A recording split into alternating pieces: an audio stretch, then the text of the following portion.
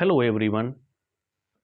सात्विक एकेडमी के YouTube channel में आप सभी का स्वागत है।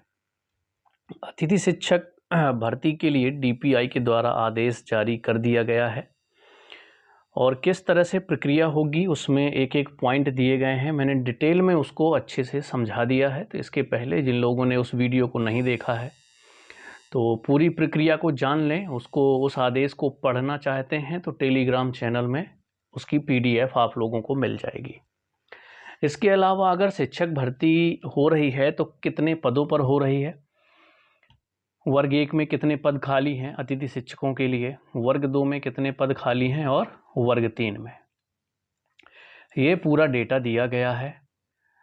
तो अब जो जितने भी स्कूल हैं आपके मध्य प्रदेश में, वहाँ पर लगभग 79,000 अतिथि शिक्षक रखे जाएंगे। कितने रखे जाने हैं? 79,000। अब आप समझिए, वर्ग 1, 2 और 3 को मिला करके लगभग 79,000 पद आपके खाली हैं। लेकिन जब भी रेगुलर भर्ती होती है उसमें पदों की जो संख्या होती है वो ना के बराबर होती है। ये ऐसी विडंबना है। एमपी सरकार अतिथि शिक्षकों के थ्रू स्कूलों में शिक्षा करवा रही है, लेकिन रेगुलर टीचर की भर्ती जिस हिसाब से होनी चाहिए नहीं कर रही है कि अगर आपके पास इतने पद खाली हैं तो उतने पदों पर कम से कम भर्ती आप करवाइए।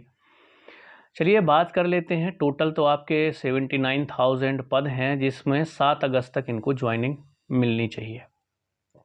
सभी को नहीं मिल पाएगी क्योंकि 7 अगस्त तक जो टाइम टेबल दिया गया है ये उनके लिए है जे लोग 2023-24 में जितने भी अतिथि शिक्षक 2023-24 में पढ़ा रहे थे उन लोगों के 1 अगस्त से ज्वाइनिंग लेटर इशू हो जाएंगे। जिस स्कूल में आप पढ़ा रहे थे आपका पैनल ऐड कर दिया गया है ऑनलाइन इसके पहले, तो जहाँ पर आप पढ़ा रहे थे आपको उस स्कूल का ज्वाइनिंग लेटर इशू होगा। आपको वहाँ जा कर के ज्वाइनिंग दर्ज करवानी है और 7 तारीख तक पहले वहाँ से एक प्रति मिलेगी आपकी, उसी में सील साइन के साथ संस्था की। उसको GFMS पोर्टल में वापस अपलोड करना है और आपकी नियुक्ति फिक्स हो जाएगी। अगर आप ऐसा नहीं करते हैं 7 अगस्त तक तो आपकी ज्वाइनिंग निरस्त मानी जाएगी और आपको नई प्रक्रिया में भाग लेना होगा, जिस तरह से नए अतिथि शिक्षक भाग लेंगे। पुराने अतिथियों को उसी स्कूल में रखा जाएगा। हाईकोर्ट का आदेश भी था, उसके अकॉर्डिंग उनको वहीं पर रखा जाएगा। बस 2-3 शर्तें जो डीपीआई के अलग अलग आदेश आए हैं कि आप जिनका रिजल्ट 30% से कम है विषय में या क्लास का, तो आप उनको अतिथि शिक्षक नहीं रख सकते। तो ये कंडीशन फॉलो होना चाहिए। एक बार डीपीआई का आदेश ये भी आया था कि विदाउट डीएड बीएड भी बहुत सारे अतिथि पढ़ा रहे हैं, तो ऐसा नहीं होना चाहिए। नहीं, उसकी जिम्मेदारी किसकी होगी? स्वयं संकुल प्राचार्य, संस्था प्राचार्य की होगी। दूसरी बात, अब पूरी चीज़ें डिपार्टमेंट के अंडर में हैं। जितने भी विदाउट डीएड बीएड हैं अगर उनके भी नियुक्ति आदेश जारी करता है GFMS पोर्टल में डीपीआई, मतलब उनको लिया जाएगा। जितने पुराने अतिथि शिक्षक हैं अगर उनके नियुक्ति आदेश जारी होते हैं, क्योंकि नियुक्ति आदेश तो डिपार्टमेंट के द्वारा जारी किए जाने हैं। इस बार ऐसा सिस्टम नहीं है कि स्कूल ज्वाइन करवा रहा है, तो उसमें GFMS पोर्टल में पूरा डेटा है, किनका डीएड है, किनका डीएड नहीं है, किसका बीएड है, किसका बीएड नहीं है। इसके बाद ही स्कोर कार्ड जनरेट किया गया है। तो जितने भी पुराने अतिथि शिक्षक हैं, अगर 1 अगस्त को जैसे ही आपकी प्रक्रिया शुरू होगी ज्वाइनिंग की, तो 1 अगस्त को या मैक्सिमम 2 अगस्त को आप लोग अपना लॉगिन करके देख लीजिएगा। अगर 2 अगस्त तक 1 या 2 अगस्त में आ ही जाएगा। अगर आपका ज्वाइनिंग लेटर आ जाता है, ऑनलाइन डाउनलोड हो रहा है, तो समझ लीजिए कि आपकी ज्वाइनिंग होगी। अगर जिनका डीएड बीएड नहीं है और उनके ज्वाइनिंग लेटर नहीं आ रहे हैं तो डीएड और बीएड जिनका नहीं है उनको अतिथि में नहीं रखा जाएगा।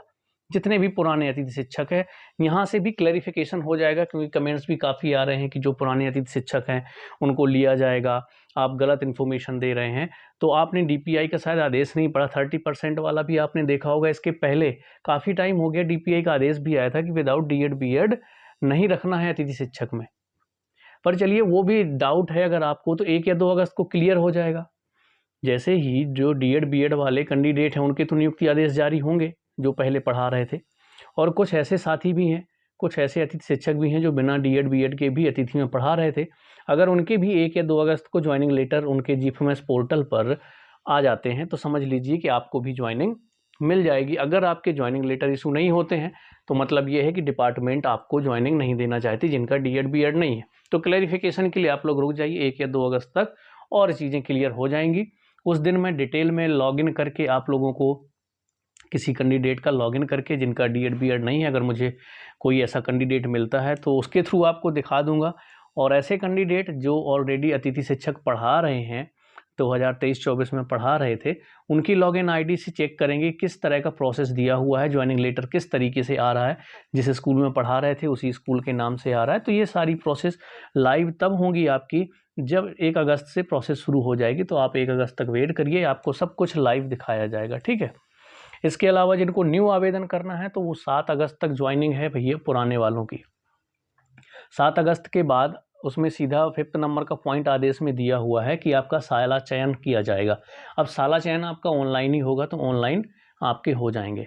तो ये प्रोसेस ऑलरेडी मैं बता चुका हूँ। तो सबसे पहले आप लोग पदों की संख्या देख लीजिए कि किसमें कितने पद हैं। तो वर्ग 1 की बात करें तो वर्ग 1 में पदों की संख्या 17,000 है और सैलरी आपको पता है 18,000 सैलरी है आपकी वर्ग 1 की। वर्ग 2 की बात करें तो सबसे ज़्यादा पद वर्ग 2 में खाली हैं, 40,000 पद खाली हैं। सैलरी इनकी कितनी है? 14,000 है।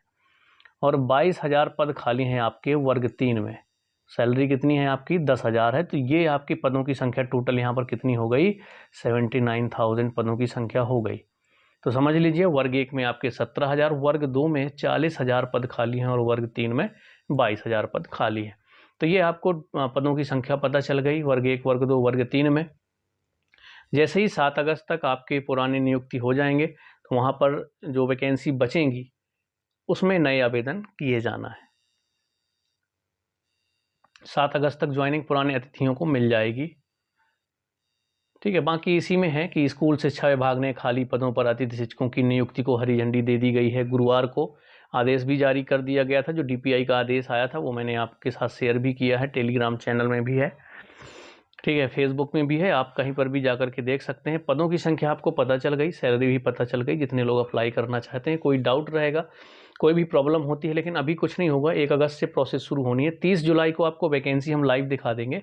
30 जुलाई को आपकी क्या है, यहाँ पर पूरी वैकेंसी अपडेट हो जाएंगी, किस स्कूल में कितने पद और किस विषय के पद खाली हैं। 30 जुलाई से आपकी प्रोसेस शुरू हो चुकी है, पूरा टाइम टेबल जारी हो चुका है डीपीआई के द्वारा, ठीक है। तो चलिए, कोई डाउट रहेगा तो कमेंट्स में बताइएगा। मिलते हैं हम लोग नेक्स्ट वीडियो में।